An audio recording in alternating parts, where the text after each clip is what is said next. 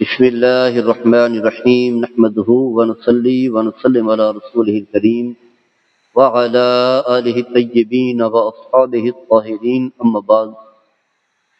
حضرات گرامی، خاص کر کے خواتین کے حوالے سے کہ اپنی یہ جو مجلسیں ہیں، جو اکٹھ ہے، اجتماع ہے، کہیں بھی آپ خواتین جمع ہوتی ہیں یا مرد جو ہے وہ جمع ہوتے ہیں، ان مجالس کو، ان محافل کو، اس اکٹھ کو جو ہے یہ مقصد نہ بنا، فضول نہ بنائے، کیونکہ آپ قیمتی ہیں، آپ کے زندگی کے لمحات بھی قیمتی ہیں، آپ کا وقت بھی قیمتی ہے، کیونکہ زندگی کا وقت جو گزر جاتا ہے وہ پھر دوبارہ نہیں آتا. اگر بے مقصد چلا جائے تو بہت بڑا نقصان ہوتا ہے. علماء بیان کرتے ہیں کہ وقت کی حیثیت ایسی ہے جیسے آپ کے پاس اصل سرمایہ ہے. اصل سرمایہ ہوگا تو پھر آپ کہیں کاروبار کر کے نفع جو ہے حاصل کریں، جبکہ سرمایہ اگر اڑا دے، آپ ختم کر دے، تو پھر آپ کیسے زندگی لے کر کے چلیں؟ تو یہ وقت آپ کے پاس اصل سرمایہ یہ وقت ہے، تو پھر یہ منافع جو ہیں یعنی نیکیاں، اعمال صالح جو ہے وہ جمع کر سکیں گے. اگر وقت ہی نہ بچا، اس دنیا سے چلے گئے، تو پھر کون آپ کی طرف سے جو ہے اعمال صالح سر انجام دے گا؟ اور یہ بات یاد رکھیں، میرے آقا صلی اللہ تعالیٰ علیہ وسلم کا بڑا خوبصورت فرمان ہے، راوی حضرت عبداللہ بن مسعود ہیں اور رضی اللہ تعالیٰ عنہ، فرمایا کہ لا تزول قدم ابن آدم یوم القیامت من عند ربہ حتی یسأل عن خمس. قیامت کے دن جب انسان اللہ کی بارگاہ میں حاضر ہوگا تو اس کے قدم وہاں سے ہٹیں گے نہیں. جو ہی وہاں پہنچے گا تو 5 چیزوں سے متعلق اس سے پوچھا جائے گا، سوال ہوگا. ان عمرہ فیما افناہ، یہ اتنی عمر آپ کو عطا کی تھی، یہ کہاں صرف کی؟ بتاؤ.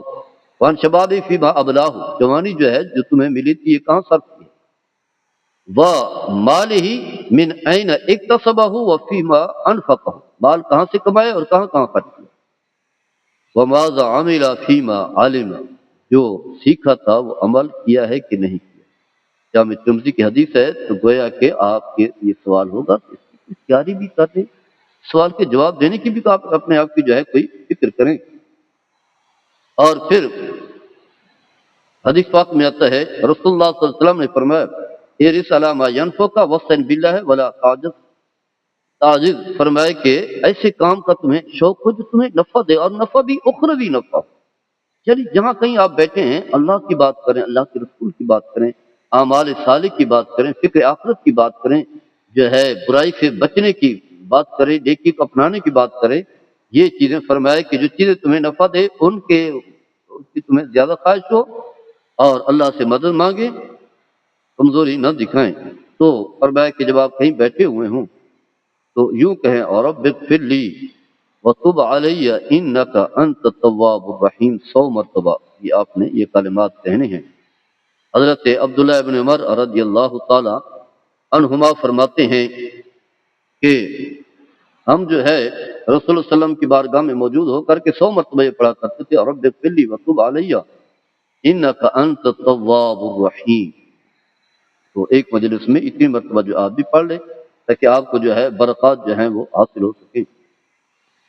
اس کے علاوہ جو ہے کثرت کے ساتھ اللہ کا ذکر، اللہ کی بارگاہ میں توبہ اور استغفار کریں.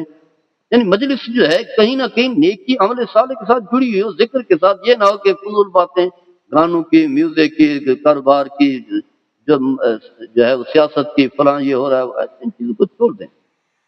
نبی کریم صلی اللہ علیہ وسلم نے فرمایا ما من قوم یقومون من مجلس لا یذکرون اللہ فیہ الا قاموا عن مثل جیفۃ حمار وکان لهم حسرۃ. فرمایا کہ وہ محفل جہاں لوگوں کا اکٹھ ہوتا ہے وہاں ایسے بیٹھے رہے، اللہ کا ذکر نہیں کیا، تو فرمایا ایسے ہی ہے جیسا کہ ایک مردار گدھا ہے، اس کے اوپر جو ہے وہ بیٹھے رہے. مردار گدھا سامنے پڑا، اس کے ارد گرد جو ہے وہ جمع ہے. تو یہ گویا کہ مردار گدھے کے ارد گرد جو ہے وہ جمع تھی، کیونکہ بے مقصد جو ہے وہ مجلس تھی. اور پھر فرمایا یہ گھڑی جو ہے، یہ مجلس جو ان کے لیے حسرت، ندامت، پریشانی کا ذریعہ بنے گی.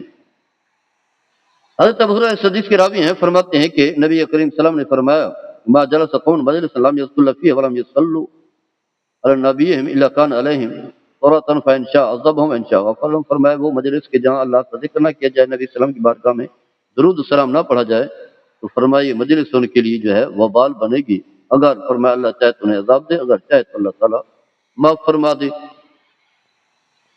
تو یہ بات یاد رکھیں کہ مجالس جو ہے وہ امانت ہوتی ہیں. لہذا اس میں جو ہے کسی کے سنگ یعنی اگر کوئی بات ہوئی ہے کسی کے بارے میں تو اسے لوگوں کے سامنے جو ہے وہ عیاں نہ کریں، لوگوں کو بتائیں نہیں دوسرے لوگوں کو، کیونکہ اگر آپ بتاتے ہیں تو یہ امانت میں خیانت کرنے والے ہوتے ہیں۔ اور پھر فرمایا کہ اگر اس طرح کی مجلس ہے جہاں فضولیات بکواسات باتیں غلط باتیں چل رہی ہیں، خاص کر کے احکام شرعی کے مذاق اڑا جا رہے ہیں، جیسے کہ لوگ ہیں تاش کھیلتے ہیں، پتہ نہیں کیا فضول باتیں کرتے رہتے ہیں، بے مقصد باتیں کرتے ہیں، تو آپ نے وہاں بیٹھنا نہیں، وہاں سے اٹھ کر کے چلے جانا ہے، جیسا کہ اللہ تعالیٰ قرآن مجید میں ارشاد فرماتا ہے وَإِذَا رَأَيْتَ الَّذِينَ يَخُوضُونَ فِي آيَاتِنَا فَأَعْرِضْ عَنْهُمْ حَتَّى يَخُوضُوا فِي حَدِيثٍ غَيْرِهِ، فرمایا کہ جب تم دیکھو ایسے لوگوں کو جو ہماری آیات میں جو ہے وہ فرضی باتیں جو ہے وہ گھڑتے ہیں، طرح طرح کی باتیں کرتے ہیں، تو وہاں نہ بیٹھیں جب تک کہ وہ ان باتوں سے الگ نہ ہو جائیں۔ یا اسی طرح فرمایا فَلَا تَقُعُدْ مَعَهُمْ حَتَّى يَخُوضُوا فِي حَدِيثٍ غَيْرِهِ، جب تک کہ وہ جو بے مقصد باتیں کر رہے ہیں اس سے ہٹ کر کے با مقصد باتوں کی طرف، یہ دین کا جو مذاق اڑا رہے ہیں، اس وقت اس کے پاس نہ بیٹھے، وہاں سے اٹھ کر کے چلے جائیں۔ جیسے ہمارے یہاں لوگ جو ہے صحابہ کے خلاف باتیں کرتے ہیں، اولیاء کرام کے خلاف باتیں کرتے ہیں، محمد مرزا کی جو ہے بڑی تعریفیں کرتے ہیں، تو ایسے مجلس میں نہ بیٹھیں، اٹھ کر کے چلے جائیں۔ اور پھر اسی طرح جو ہے اللہ کی بارگاہ میں استغفار، نبی کریم صلی اللہ علیہ وسلم نے فرمایا کہ جب انسان مجلس سے کھڑا ہو تو یوں کہے سبحانک اللہم بحمدک اشہد ان لا الہ الا انت استغفرک واتوب الیہ، اے اللہ تو پاک ہے، تیری حمد ہے، میں اس بات کی گواہی دیتا ہوں تیرے سوا کوئی عبادت کے لائق نہیں، میں استغفار کرتا ہوں اور تیری بارگاہ میں توبہ کرتا ہوں۔